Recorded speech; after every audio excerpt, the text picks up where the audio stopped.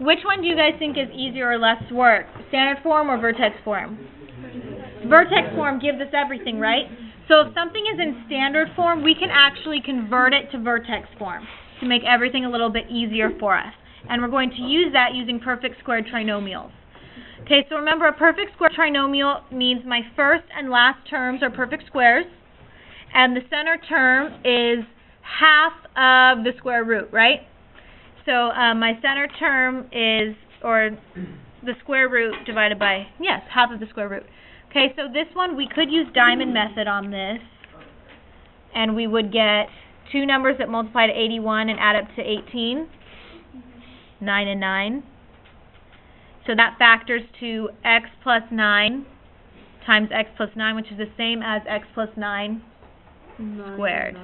Couldn't you reduce it down to x plus 3? Or no, it has to be 18. It has to be 18. Okay, so what about x squared minus 8x plus 16? How would that factor out? 4 and 4. But it'll be a negative 4 and negative 4, which is the same as x minus 4 to the second power. Okay, now it's always going to end up like this. You can use diamond method at first to check them, but we should be able to recognize that they're perfect square trinomials because what's the square root of 16? And 4 times 2 gives me 8. That's how, yeah, but that's how we find it.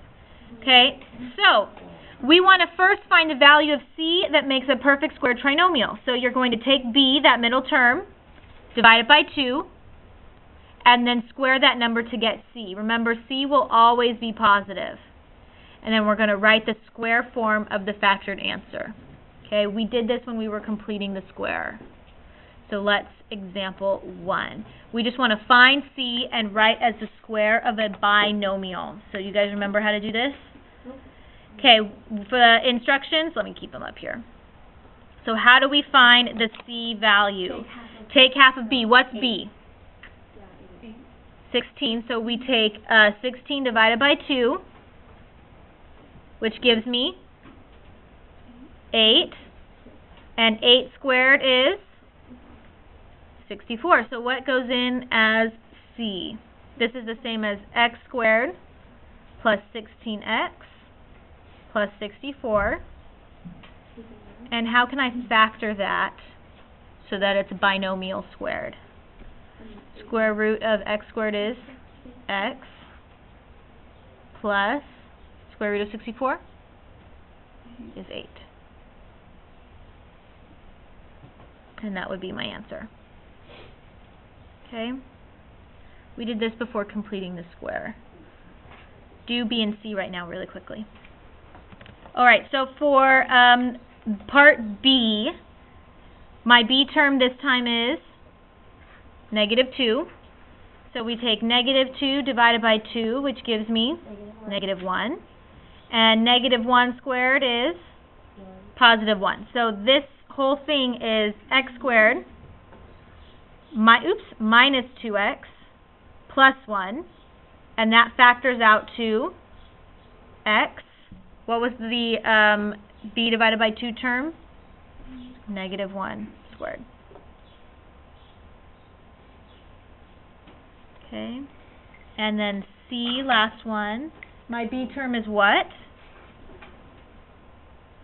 Negative 15. So that's negative 15 divided by 2. Can I do that? No. So just leave it the way it is. And then negative 15 divided by 2 squared gives me positive 225 over 4. We can't reduce that, so we can just leave it the way it is. So if I plug that in for c, it would be x squared minus 15x plus 225 over 4. And then I want to factor that. That factors to x. And then we just take this term and plug it back in. So that's minus 15 over 2 squared. So that's the factored form. We're going to actually use this to do our examples and to take something from standard form and put it into vertex form. Okay, so number 2 is in standard form, right? But vertex form, remember, it looks something like this. Y equals A times X minus, was it H or K in there? H. X minus H squared plus K. Okay, so we have the constant on the outside here, and this is actually a perfect square trinomial. What were we doing before? What it was just. So this is actually a perfect square trinomial here. So what we want to do is we want to take this part and make it a perfect square trinomial. So we're going to rewrite this y equals x squared minus 4x plus blank. And then on the outside, let's put that in parentheses. On the outside is still minus 1. And whatever we do to one side, we have to do to the other to make it even. I don't want to change this, move it to the other side, because I'm going to have to move it back anyway. So if I am adding something to the same side, how can I cancel it out to make it 0? Subtract it also. So this is going to be minus blank.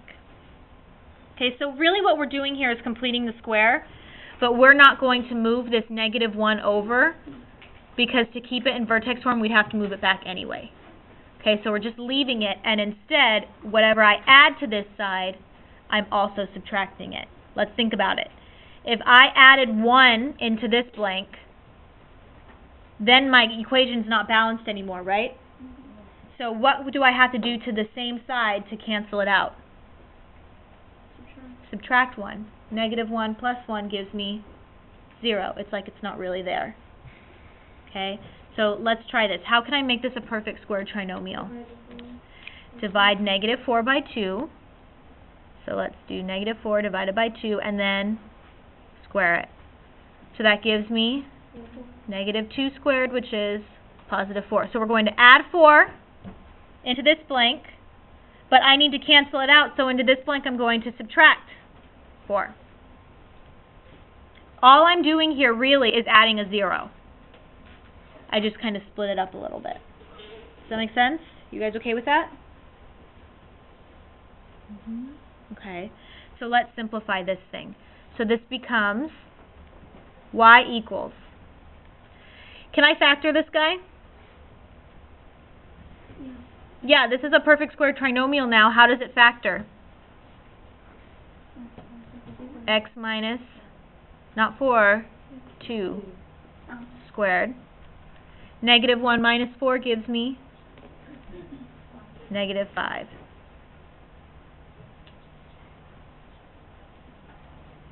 Now I'm in vertex form. From this thing, what is my vertex? Positive 2, negative 5. It's actually, once we get the hang of this, a lot less work than doing negative x or negative b over 2a and then plugging it all back in to find y. So converting to vertex form is actually going to save us a lot of time and space. Okay, that helps. Do you have to do GP? Oh, no. Nope, we don't. Okay, so Where'd you get negative 5? in standard form I have y equals x squared plus 20x plus 90. This is obviously not a perfect square trinomial. So we want to make this part a perfect square trinomial. So let's set it up first. Y equals, in parentheses, x squared plus 20x plus blank. And then on the outside of that parentheses was plus 90. But whatever we added to this side, we have to subtract from the same side to cancel them out. So minus blank. What goes in the blanks? We take 20 divided by 2 and then square it. So that gives me 20 divided by 2 is 10 squared, which is 100. So we add 100 to the right-hand side, and then to cancel it out, we subtract 100. So what does that give me? This is now a perfect square trinomial. How does it factor? X plus 10 squared. 90 minus 10 is minus 10. Okay, so that's my equation. In vertex form, what's the vertex? Negative 10, negative 10. So remember, for vertex, inside the parentheses, we have to take the opposite. Because in standard vertex form, it's actually minus an h. We leave it as g of x. So example 4 gives me g of x. This is just a function of x still. It's the same thing as y, so we can leave it as g of x. What do I want to do first? I want to make this a perfect squared trinomial, so I need to first rewrite the whole thing with the blanks. So this is g of x equals, in parentheses, x squared plus 6x plus blank, and I want you guys to write in the blanks. And that's minus 4, and then what? Minus blank. Okay, so how do I fill in the blanks? Divide 6 by 2, so 6 divided by 2, and then square it. So that gives me what? 6 divided by 2 is 3 squared, which is 9. Now what?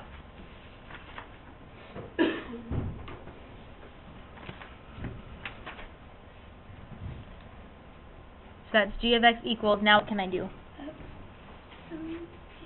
X, I factor that thing, so that's x plus 3 squared. What's on the outside? Minus 13. That's my equation in vertex form. What's the vertex? Negative 3, negative 13. Lot less work than plugging in x equals negative b over 2a, right? Okay, so we can now convert from standard to vertex form. We have 3 more examples on here.